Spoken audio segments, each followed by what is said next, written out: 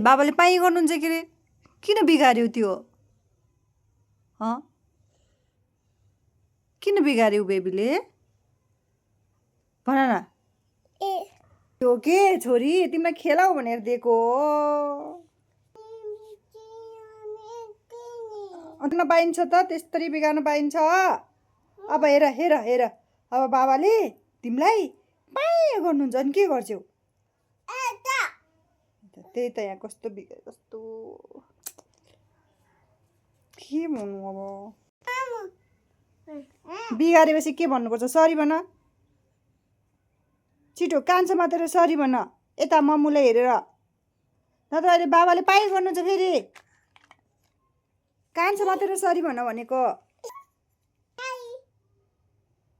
sorry भन अबदेखि यस्तो गर्दिन भन गर्दिन भन ओके बाबालाई पनि सरी भन है अहिले